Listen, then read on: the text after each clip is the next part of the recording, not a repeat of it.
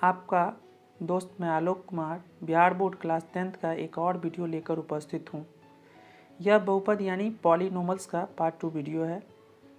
हम इस वीडियो में रैखिक बहुपद और द्विघात बहुपद की विस्तृत जानकारी प्राप्त कर पाएंगे। यदि आप पार्ट 1 नहीं देखे हैं तो डिस्क्रिप्शन बॉक्स में लिंक पर जाकर देख सकते हैं या आई बटन पर क्लिक कर देख सकते हैं, जिससे पार्ट 2 आपको समझने में कोई दिक्कत नहीं होगी। और एक रिक्वेस्ट, यदि आप मेरे चैनल पर नए हैं तो चैनल को सब्सक्राइब कर बेल घंटी ज़रूर बजा दें, जिससे मेरा वीडियो सबसे पहले आप तक पहुंचे। तो चलिए स्टार्ट करते हैं, बहुपद के बारे में जानते हैं। रैखिक बहुपद के सारे ऑब्जेक्टिव बनाने के लिए आपको इस पूरे वीडियो को देखना होगा। स्किप न करें, पूरे वीडियो को देखें। और इसके बाद द्विघात बहुपद के बारे में भी हम लोग जानकारी लेंगे। और कोई भी ऑब्जेक्टिव बनाने के लिए उसका सारा सब्जेक्टिव नॉलेज होना बहुत ज़रूरी है, इसलिए मैं एक एक करके आपको बताऊंगा। तो रैखिक बहुपद का अगर परिभाषा हम कहें तो वैसा बहुपद जिसमें चर राशि का उच्चतम घात 1 हो। एग्जाम्पल अगर हम लेते हैं तो एग्जाम्पल 2x + 3, 7x - 2 या 2x और भी इत्यादि और भी ले सकते हैं, बहुत सारे होते हैं। इसमें क्या है, फर्स्ट एग्जांपल में देखिए x का वैल्यू क्या है, 1 है। इसमें भी x का वैल्यू क्या है, 1 है। इसमें भी x का घात कितना है, 1 है। तो घात जो पावर 1 है, अधिकतम घात, इसके चलते ये क्या हुआ, रैखिक बहुपद कहलाएंगे ये सभी। अब यदि व्यापक रूप की बात किया जाए, व्यापक रूप, तो इसके व्यापक रूप होते हैं ax + b, जहाँ a तथा b एक वास्तविक संख्या होती है और a ≠ = 0। ये जो a ≠ = 0 होता है, इसके बारे में हम अभी जानकारी लेंगे। एग्जाम्पल अगर हम लेते हैं तो लिख सकते हैं 2x + 3 या 7x - 2 और भी ले सकते हैं। इसमें अब a देखिए, a क्या है, 2 है। b क्या है, इसमें 3 है, प्लस में 3 है। इसमें अगर देखा जाए तो a कितना है, 7, और b क्या है तो माइनस में 2 है। इस माइनस को देखना है, बहुत सारे बच्चे इसको छोड़ देते हैं जिससे गलतियाँ हो जाती है।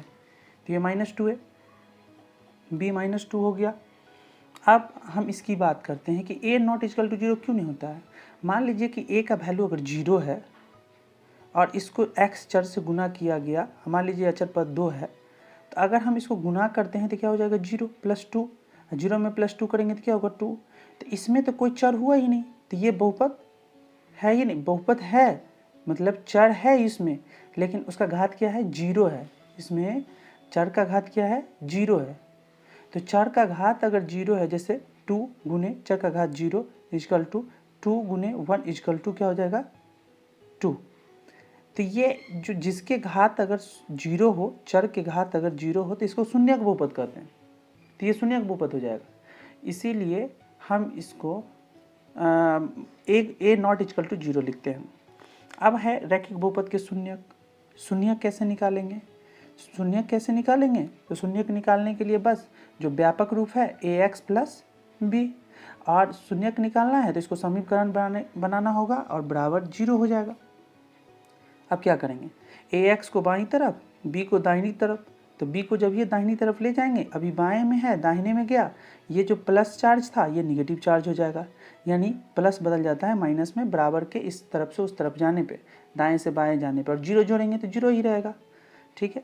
अब क्या करें हम इसमें से अब यदि x को निकालेंगे तो क्या हो जाएगा, -b ऊपर और अपॉन हो जाएगा नीचे a क्यों नीचे चला गया, तो ये गुना में था, बराबर के इस तरफ आया, दाहिने तरफ गया, तो ये हो गया भाग में। चलिए, तो ये हो गया x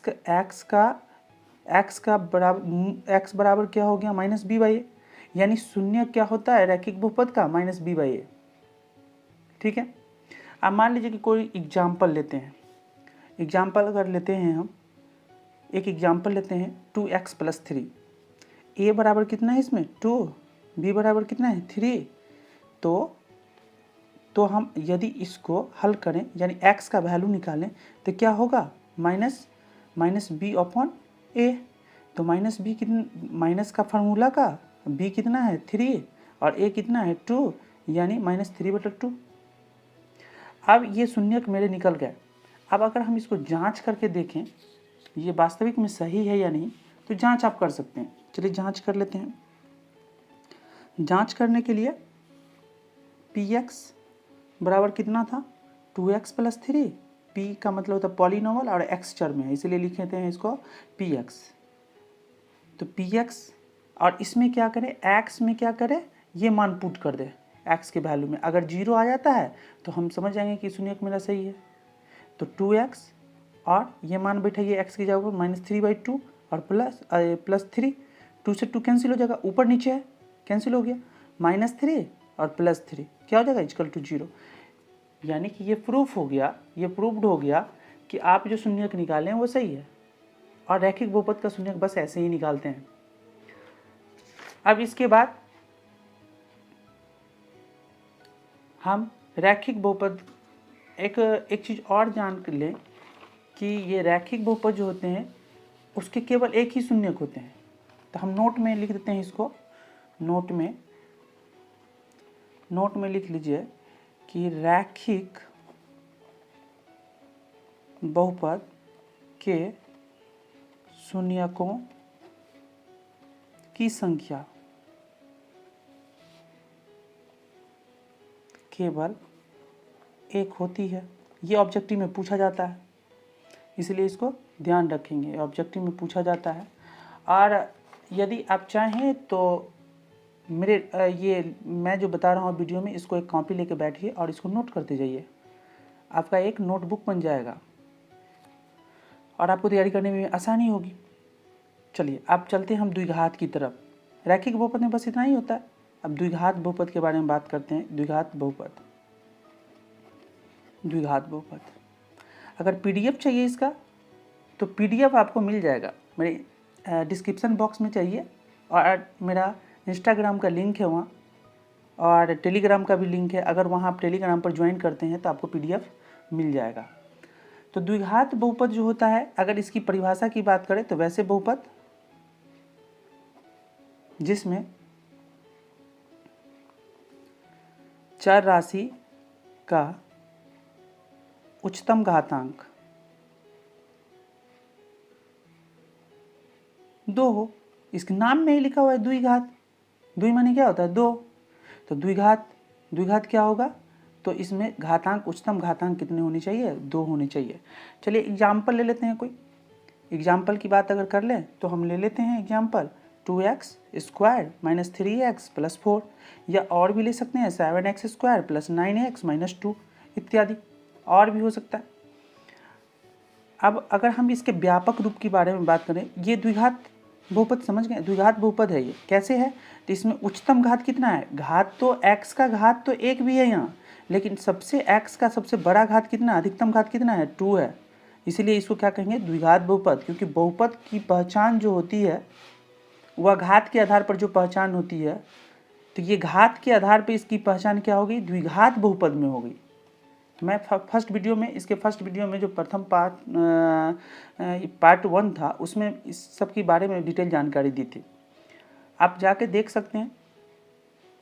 चलिए आगे चलते हैं। इसका व्यापक रूप क्या होता है, तो व्यापक रूप होता है ax² + bx + c, जहाँ अब देखिए इसमें क्या होता है, जहाँ a, b तथा c वास्तविक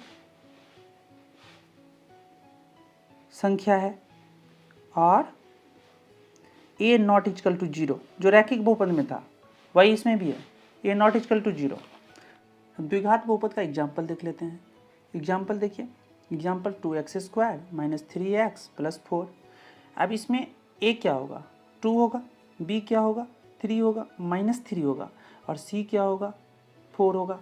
देखिए a के जगह पे 2, b के जगह पे 3 और c के जगह पे 4 है ना।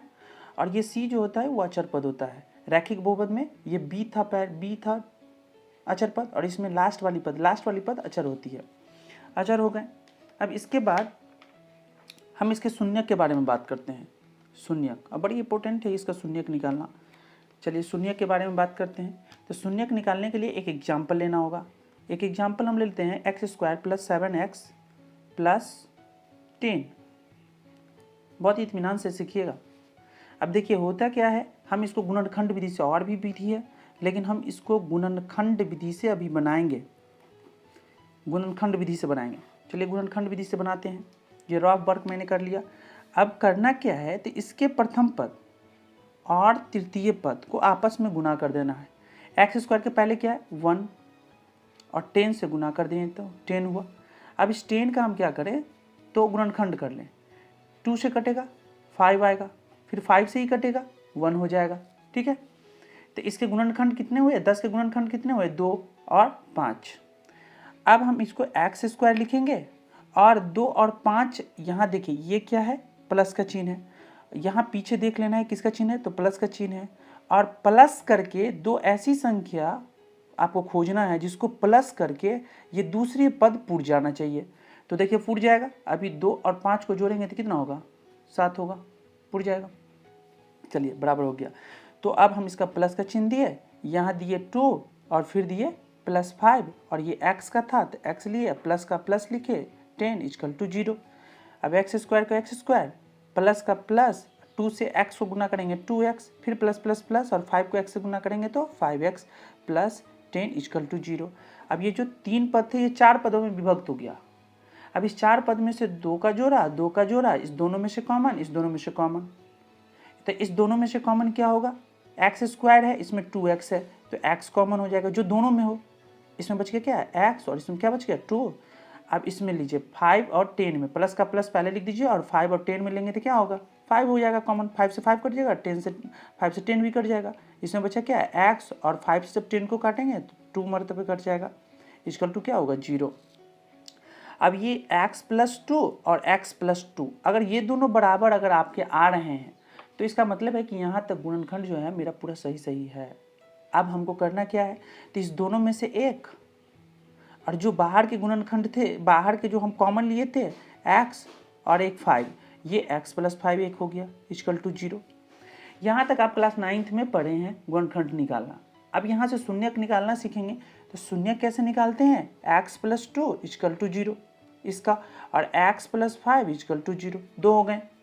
अब x को अगर हम x को बाएं तरफ रखें और ये अचर को हम अगर दाएं तरफ ले जाएं, अभी बाएं में है इसको दाएं में लाइएगा, ये प्लस में था ये माइनस में हो जाएगा। उसी तरीके इसमें भी हो जाएगा x और इस 5 को जब आप दाएं तरफ ले जाएंगे तो माइनस में 5 हो जाएगा।